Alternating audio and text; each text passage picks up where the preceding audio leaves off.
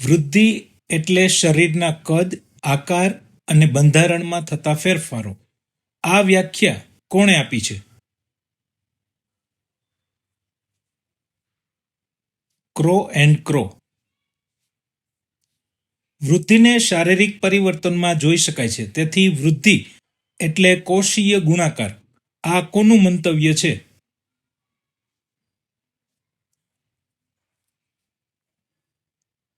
Friend. Elizabeth હરલોકના મતે જન્મથી પુખ્તતા પ્રાપ્ત કરે ત્યાં સુધીમાં બાળકના માથામાં કેટલા ગણો વધારો થાય છે?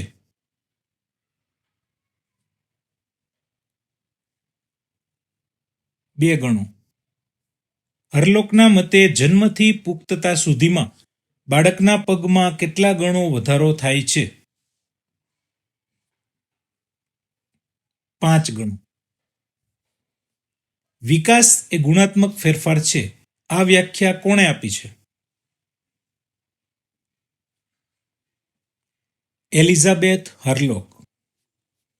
વિકાસની પ્રક્રિયા ક્રમિક પણ છે અને સતત ચાલતી પ્રક્રિયા પણ છે. આ કોનું વિધાન છે? સ્કિનર. સમગ્ર દેહતંત્રમાં થતો ફેરફાર એ વિકાસ છે. આ વ્યાખ્યા કોની છે?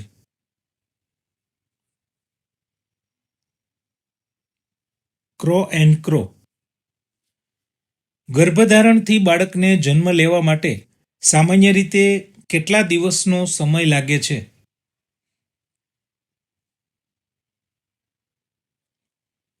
280 દિવસ. વિકાસને અસર કરતા મુખ્ય પરિબળો કેટલા છે? 2 પરિબળો છે: વારસો અને પર્યાવરણ. ગર્ભધારણ સમયે માતા પિતા પાસેથી સંતાનને કેટલા રંગસૂત્રો મળે છે?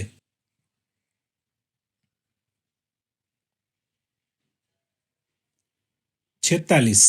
23 ની 2 જોડી. જનીન તત્વોના સંયોજનમાં જે ગુણધર્મો અને લક્ષણો બાળકના આંતરિક બંધારણમાં હોય પરંતુ પ્રગટ થતા નથી તેને શું કહેવાય?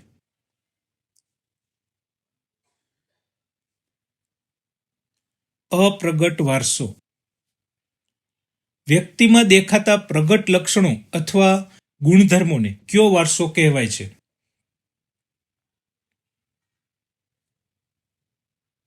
પ્રભાવી વારસો. બાળકના વિકાસના મુખ્ય 3 વિભાગો ઘર, શાળા અને સમવયસ્કો એ કયા મનોવૈજ્ઞાનિકે પાડ્યા છે?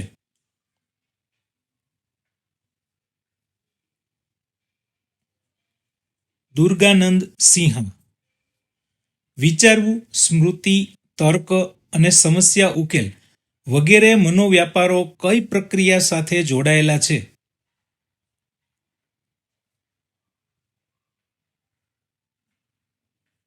બોધાત્મક પ્રક્રિયાઓ. દુર્ગાનંદ સિન્હાના પ્રતિમાન મુજબ બાળક સૌપ્રથમ કોના સંપર્કમાં આવે છે?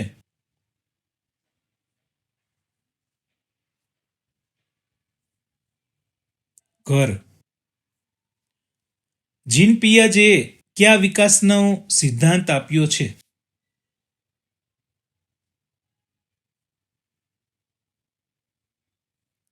બોધાત્મક વિકાસ. મનોવૈજ્ઞાનિક જીન પિયાજે કયા દેશના વતની હતા? સ્વિટ્ઝરલેન્ડ. જીન પિયાજેએ બોધાત્મક વિકાસના કેટલા તબક્કાઓ દર્શાવ્યા છે? 4 તબક્કાઓ. જીન પિયાજે મુજબ સાંવેદનિક કારક તબક્કો કયા સમયગાળા દરમિયાન જોવા મળે છે? જન્મથી 2 વર્ષ સુધી. પદાર્થ સ્થાયી હોય છે એવો ખ્યાલ બંધાય છે તે પિયાજેના કયા તબક્કાનું લક્ષણ છે? સાંવેદનિક કારક તબક્કો. જીન પિયાજેનો પૂર્વ ક્રિયાત્મક તબક્કો કયા વય જૂથ માટે છે? 2 થી 7 વર્ષ. બાળક માટીના 2 સરખા વજનના ગોળાને સરખા માને છે, પણ એકનો આકાર બદલાય ત્યારે લાંબા ગોળાને વધારે વજનવાળો ગણે છે. આ કયા તબક્કાનું ઉદાહરણ છે? પૂર્વ ક્રિયાત્મક તબક્કો. મૂર્ત એટલે કે પદાર્થલક્ષી ક્રિયાત્મક તબક્કો કયા વર્ષમાં જોવા મળે છે?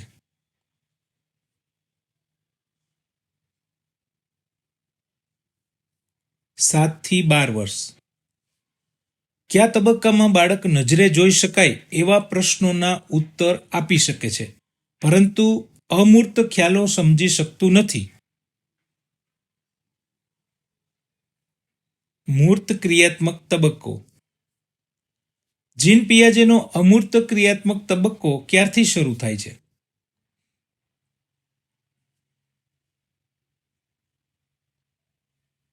12 વર્ષથી આગળ. સ્વતંત્રતા અને લોકશાહી જેવા અમૂર્ત ખ્યાલો બાળક કયા તબક્કામાં સમજી શકે છે?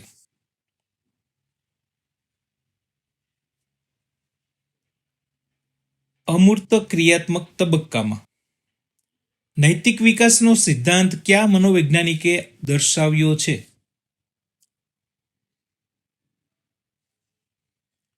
કોહલબર્ગ. કોહલબર્ગે નૈતિક વિકાસના કેટલા સ્તરો દર્શાવ્યા છે? 3 સ્તર. કોહલબર્ગના મતે શિક્ષાની દ્રષ્ટિએ વર્તનની યોગ્યતા કઈ કક્ષામાં નક્કી કરવામાં આવે છે?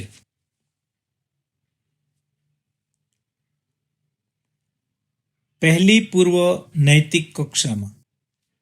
સમાજનું હિત શેમાં છે એના આધારે વર્તનની યોગ્યતા કઈ કક્ષામાં નક્કી થાય છે? ત્રીજી કક્ષામાં. મનોજાતીય વિકાસનો સિદ્ધાંત કયા મનોવૈજ્ઞાનિકે આપ્યો? ફ્રોઈડ. ફ્રોઈડના મતે બાળકના જન્મથી લગભગ 1.5-2 વર્ષના સમયગાળાને કઈ અવસ્થા કહે છે?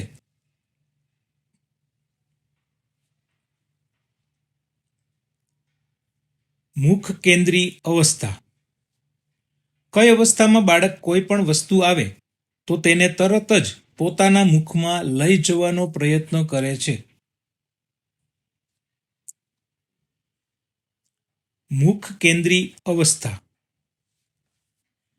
ફ્રોઈડની ગુદા કેન્દ્રી અવસ્થા કયા સમય દરમિયાન વિકાસ પામે છે?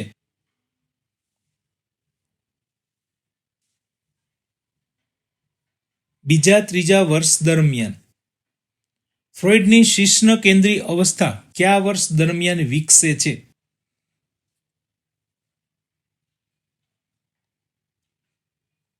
4 થી 5 વર્ષ દરમિયાન.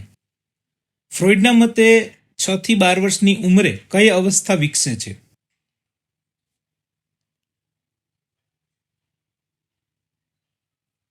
સુપ્ત અવસ્થા. ફ્રોઈડના મતે કામ શક્તિની વિકાસની વિરામ અવસ્થા કઈ છે?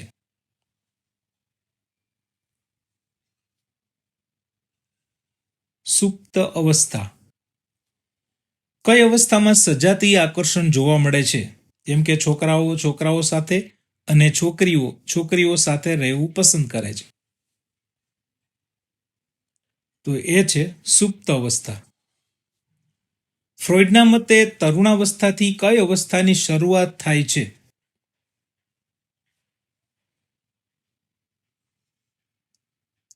પુખ્ત શિશ્ન કેન્દ્રી અવસ્થા. વિજાતીય વ્યક્તિ તરફ આકર્ષણ કઈ અવસ્થામાં થાય છે? પુખ્ત શિશ્ન કેન્દ્રી અવસ્થા. મનોસામાજિક જીવન વિકાસના તબક્કાનો સિદ્ધાંત કોણે આપ્યો? એ છે એરિક એરિક્સન.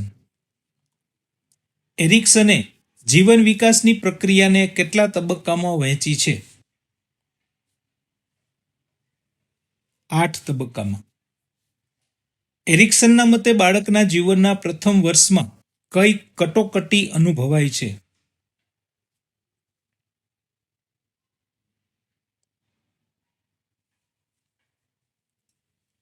વિશ્વાસ વિરુદ્ધ અવિશ્વાસ, સ્વાયત્તતા વિરુદ્ધ શરમ અને શંકા એ એરિક્સનના સિદ્ધાંતનો કયો તબક્કો છે? શિશુ વર્ષની શરૂઆતમાં બીજો તબક્કો. એરિક્સનના કયા તબક્કામાં શિશુ બાલ મંદિરમાં જતું થાય છે અને તેને નવા પડકારોનો સામનો કરવો પડે છે? ત્રીજા તબક્કામાં. ઉદ્યમશીલતા વિરુદ્ધ લઘુતાનો તબક્કો બાળકના કયા સમયમાં આવે છે? પ્રાથમિક શાળાના સમયમાં. સ્વ ઓળખ વિરુદ્ધ ભૂમિકા અંગે ગૂંચવાડો કઈ અવસ્થામાં જોવા મળે છે?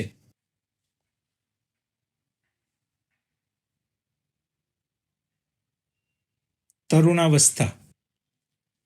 યુવાનીની અવસ્થામાં વ્યક્તિ કઈ કટોકટીનો સામનો કરે છે?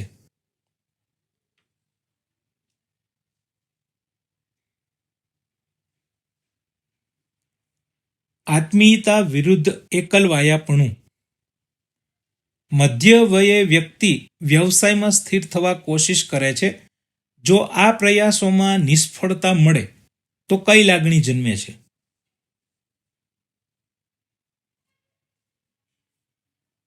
નિષ્ક્રિયતા. એરિક્સનના મતે જીવનની પાછલી અવસ્થા એટલે કે વૃદ્ધાવસ્થામાં કઈ કટોકટી જોવા મળે છે? સુગ્રથિતતા વિરુદ્ધ હતાશા. હવે બીજો ટોપિક જોઈએ, પ્રેરણા. પ્રેરણાની શરૂઆત કરતા પહેલા એની સાથે જે મહાન મનોવૈજ્ઞાનિકનું નામ જોડાયેલું છે એ છે અબ્રાહમ એચ મેસ્લો.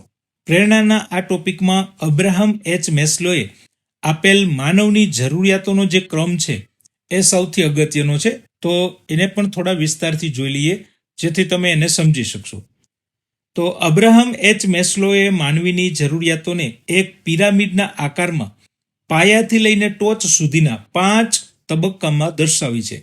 મેસ્લોના મતે જ્યાં સુધી નીચેના સ્તરની એટલે કે પાયાની જરૂરિયાતો સંતોષાતી નથી ત્યાં સુધી વ્યક્તિ ઉચ્ચ સ્તરની જરૂરિયાતો પ્રત્યે વિચારતો પણ નથી કે એના માટે પ્રયત્ન પણ નથી કરતો. તો આ 5 જરૂરિયાતોનો ક્રમ તમે જોઈ શકો છો: શારીરિક, સલામતી, આત્મીયતા, આત્મગૌરવ અને સ્વ આવિષ્કરણ. જેમાં સૌથી પહેલા છે શારીરિક જરૂરિયાત. તો આ સૌથી પાયાની અને પ્રથમ જરૂરિયાત છે.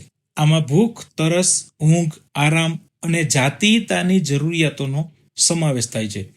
જ્યાં સુધી વ્યક્તિની આ બેઝિક એટલે કે પાયાની જરૂરિયાત સંતોષાતી નથી ત્યાં સુધી એ ઉચ્ચ કક્ષાની એટલે કે બીજી જરૂરિયાતો વિશે વિચારતો નથી. નંબર 2 ઉપર આવે છે સલામતીની જરૂરિયાત, કે મોટાભાગના લોકો જ્યારે એમની શારીરિક જરૂરિયાતોનો સંતોષ મેળવી લે છે ત્યારબાદ એ સલામતીની અથવા તો ભયથી મુક્ત થવાનો વિચાર કરે છે. આ એમની બીજી કક્ષાની જરૂરિયાત બને છે. નંબર 3 ઉપર છે આત્મીયતાની જરૂરિયાત. જ્યારે વ્યક્તિની સલામતીની જરૂરિયાત પૂરી થાય ત્યાર પછી વ્યક્તિ પ્રેમ મેળવવાનો અને અન્યને પ્રેમ કરવાનો પ્રયાસ કરે છે, જેને આત્મીયતા કે સ્નેહની જરૂરિયાત કહેવામાં આવે છે. નંબર 4 ઉપર છે આત્મગૌરવની જરૂરિયાત. આત્મીયતાની જરૂરિયાતો પૂરી કર્યા પછી વ્યક્તિ સમાજમાં સિદ્ધિ કે પ્રતિષ્ઠા મેળવવા માટેની ઈચ્છા કરે છે. આ દ્વારા તે પોતાની આત્મગૌરવની એટલે કે સેલ્ફ એસ્ટીમ જરૂરિયાતો સંતોષવાનો પ્રયાસ કરે છે, કે સમાજમાં પણ પોતાનું એક નામ હોય, લોકો એને ઓળખતા હોય અને પબ્લિસિટી મેળવવા માટે કંઈ પણ કરવા તૈયાર થાય છે. નંબર 5 ઉપર આવે છે સ્વ આવિષ્કરણની જરૂરિયાત. મેસ્લોના મત મુજબ શ્રેણીક્રમની આ સૌથી ટોચની જરૂરિયાત છે. આત્મગૌરવની 4 નંબરની જરૂરિયાતના સંતોષ પછી વ્યક્તિ પોતાના જીવનમાં સંપૂર્ણ પરિપૂર્ણતા મેળવવા માટે પોતાની ક્ષમતાને પૂર્ણ રીતે વિકસાવવા માટે પ્રયત્ન કરે છે અને એને મેસ્લો સ્વ આવિષ્કરણની જરૂરિયાત તરીકે ઓળખાવે છે. હવે આ પ્રેરણા ટોપિકમાંથી MCQ જોઈએ. પ્રેરણા નહીં તો વર્તન નહીં, આ વિધાન કોણે કહેલ છે? એ છે ગેરેટ.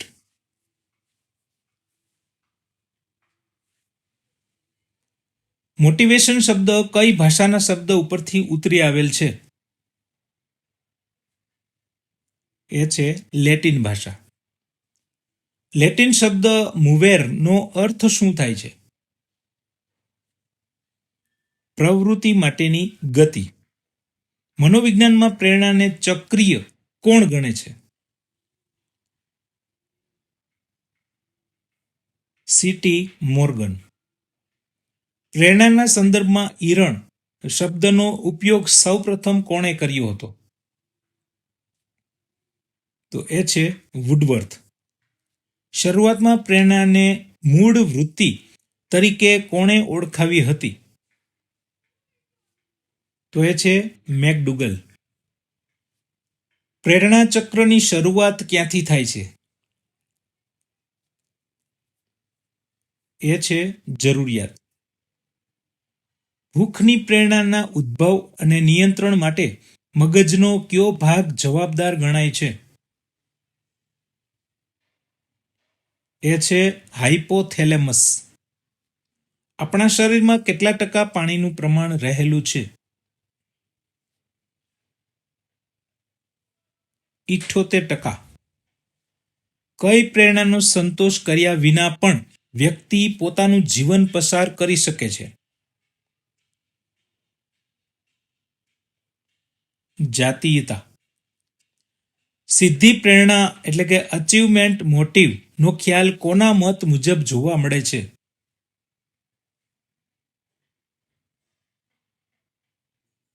મેકલેલેન્ડ. સિદ્ધિ પ્રેરણાના માપન માટે કઈ કસોટીનો ઉપયોગ થાય છે?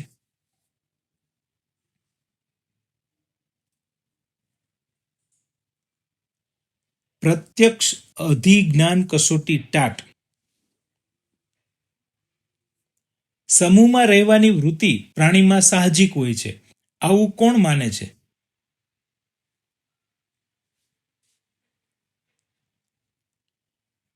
મેકડુગલ. માનવીય પ્રેરણાઓ વિશે જરૂરિયાતોના શ્રેણીક્રમનો સિદ્ધાંત કોણે આપ્યો છે? એ છે અબ્રાહમ મેસ્લો. મેસ્લોના જરૂરિયાતોના શ્રેણીક્રમમાં સૌથી પાયાની જરૂરિયાત કઈ છે? શારીરિક જરૂરિયાતો. મેસ્લોના જરૂરિયાતોના શ્રેણીક્રમમાં સૌથી ઉચ્ચ કક્ષાની એટલે કે ટોચની જરૂરિયાત કઈ છે?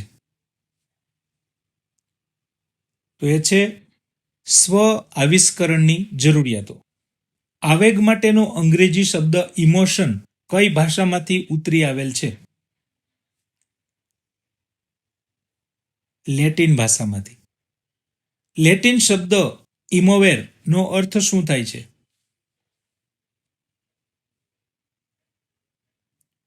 ખળભળાટ કે ક્ષુબ્ધતા.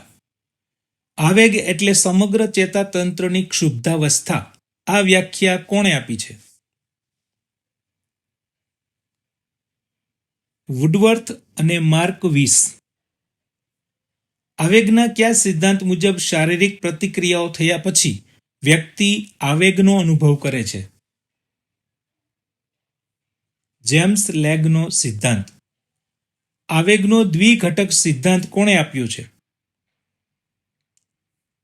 શાક્ટર અને સિંગર.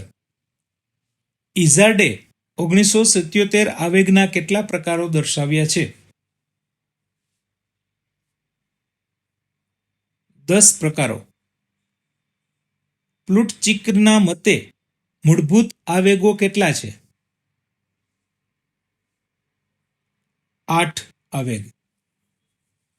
નીચેનામાંથી કયો આવેગ વિધાયક એટલે કે હકારાત્મક પોઝિટિવ આવેગ ગણાય છે? તો એ છે આનંદ. શ્રીમદ ભગવદ્ ગીતામાં જીવનના આવેગોની સમતુલા માટે કયો શબ્દ વપરાયો છે?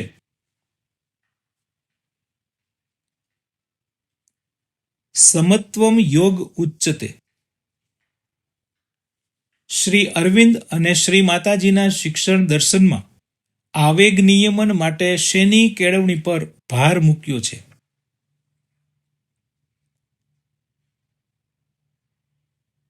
હૃદય કે અંતરાત્માની કેળવણી. આવેગિક આંક એટલે કે ઇમોશનલ ક્વોશન્ટ EQ ની સમજૂતી કોણે આપેલી છે?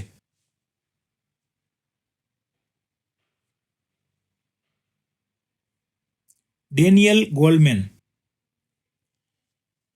અપો દીપો ભવ એટલે કે આત્મદીપો ભવ અર્થાત પોતાનો દીપક સ્વયં પોતે જ બનવું. આ વાક્ય કોણે કહ્યું છે? ભગવાન બુદ્ધ. સ્ત્રીના અંડાશયમાંથી કયો સ્ત્રાવ ઝરે છે જે જાતીય પરિપક્વતામાં ભાગ ભજવે છે?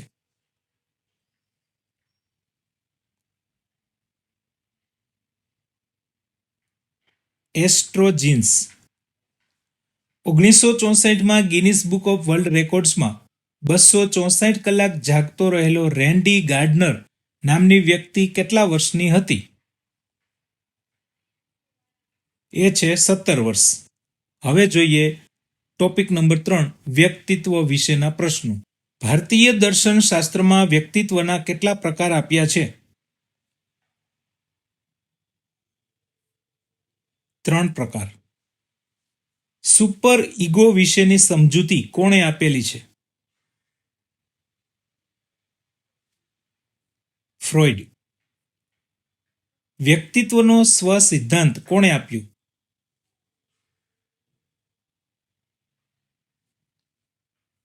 રોજર્સ. 34 જોડિયા બાળકો વિશે કોણે અભ્યાસ કર્યો?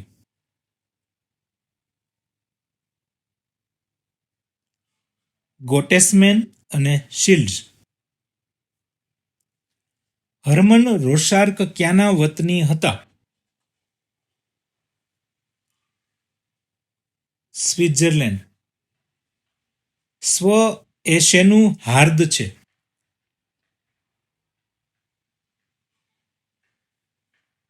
વ્યક્તિત્વનું. સ્વ એ કર્તા તરીકે કેવો છે?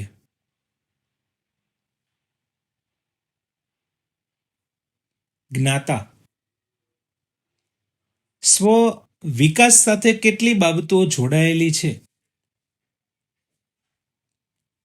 4 બાબતો. કોના મતે સ્વ વિશે 3 રીતે વિચારી શકાય? હિગિન્સના મતે. મનોવિજ્ઞાનની હાલતી ચાલતી પ્રયોગશાળા એટલે શું?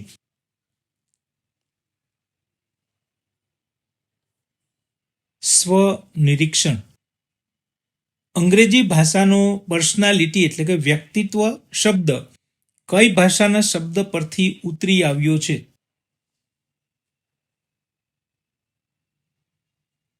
લેટિન ભાષા. લેટિન ભાષાના પર્સોના શબ્દનો અર્થ શું થાય છે? મોહરું, માસ્ક. ભારતીય ચિકિત્સાની ચરક સંહિતામાં શારીરિક દોષના આધારે પ્રકૃતિના કયા 3 પ્રકારો જણાવ્યા છે? વાત, પિત્ત અને કફ.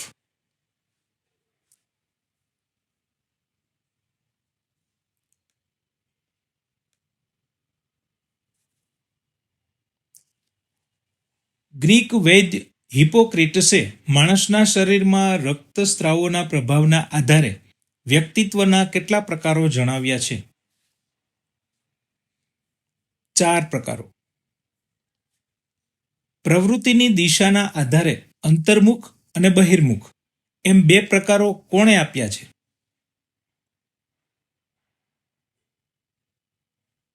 કાર્લ યુગ. ગોર્ડન ઓલ્પાર્ટે વ્યક્તિત્વ લક્ષણો વચ્ચે કયા ભેદ પાડ્યા છે? સામાન્ય અને વિશિષ્ટ. ફ્રોઈડના મનોગત્યાત્મક અભિગમ અનુસાર વ્યક્તિત્વ રચનાના કેટલા અંગ છે?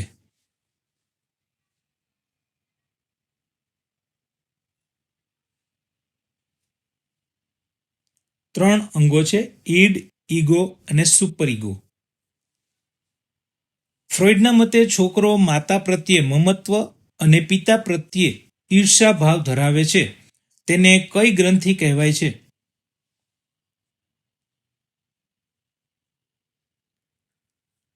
ઇડિપસ ગ્રંથિ. સ્વ સાર્થકતા નો સિદ્ધાંત કોણે આપ્યો છે? Abraham Maslow.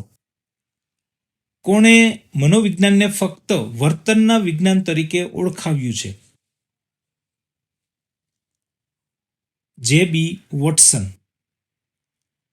MMPI એટલે કે મિનેસોટા વિવિધલક્ષી વ્યક્તિત્વ સંશોધનિકા ની રચના કોણે અને ક્યારે કરી હતી?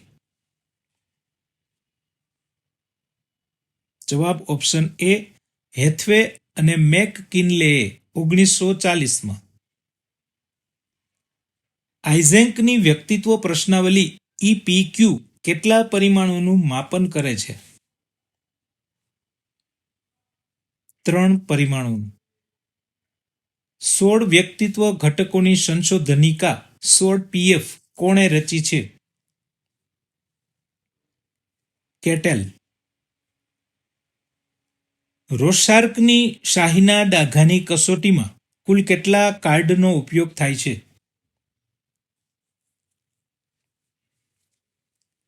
10 કાર્ડનો ઉપયોગ. વિષય અધિપ્રત્યક્ષ કસોટી ટાટ ની રચના કોણે કરી છે? મોર્ગન અને મરે. વાક્ય પૂર્તિ કસોટીનો સૌપ્રથમ ઉપયોગ કોણે કર્યો હતો? એ છે પાઇન અને ટેન્ડલર. સોક્રેટિસનું ક્યુ કથન સ્વની ઓળખ કેળવવા પર ભાર મૂકે છે?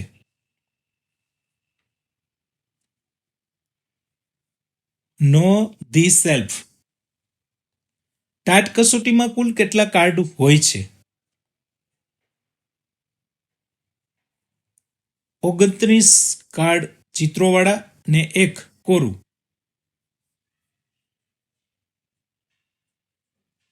માનવવાદી અભિગમમાં કુસમાયોજનનું મુખ્ય કારણ કોને ગણવામાં આવે છે? વ્યક્તિના જીવન અનુભવો અને વાસ્તવિકતા વચ્ચે ઊભી થતી ખાઈને.